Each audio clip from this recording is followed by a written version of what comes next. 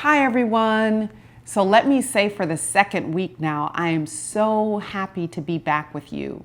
If you listened last week, you heard me say that I had been off for several weeks of being on camera and doing our weekly videos because for the last month or so, I've been in Denver caring for my ill grandmother who eventually passed away and went on home to be with the Lord.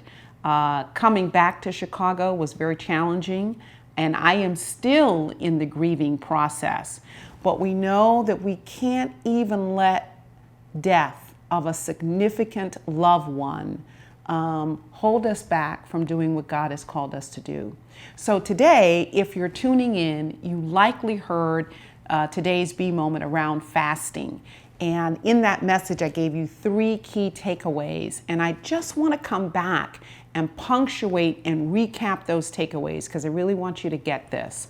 So the first thing around fasting, remember, it gives us the inspiration, whatever you want to call that, to surrender.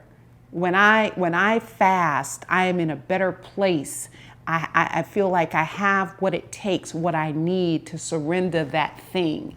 And right now I'm grieving. So fasting is something that could help me really through this process.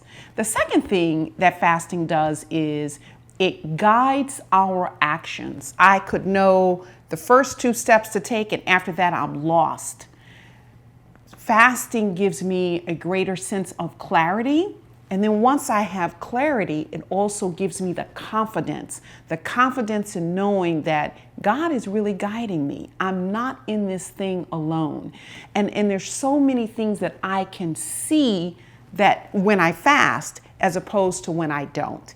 And then the third and final thing that we talked about was let us not just limit fasting to food. Right? We say, oh, I love my chocolates, or I love my Diet Coke. I love this or that, and I'm just gonna do away with that. That is sacrificial, but there is such the opportunity to go deeper. I know for me, I can fast from television because, and I may have shared this with you guys before, but I'm an only child.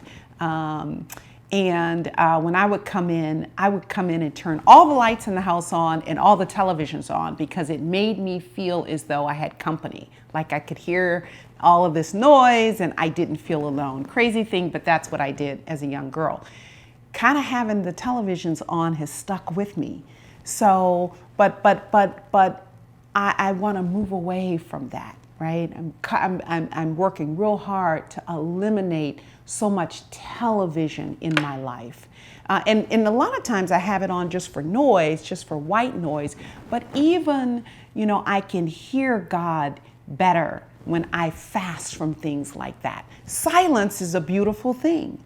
So with that, think about how fasting applies to your life and the current situation you're in. What can you fast for? What clarity does God want to give you? What do you need to surrender? How is He trying to guide you? Those are the things that I'd like you to reflect on from today's message on fasting. Okay, next week is Holy Week, so we're going to be coming with it. But anyway, want to just give you my best now. Remember, I know we got the vaccines out there, but let's just still wash those hands, wear those masks, and social distance as we need to. I think we're coming into the final leg of this thing, so let's finish with this virus very, very strong. Okay, love you guys. See you next week. Bye-bye.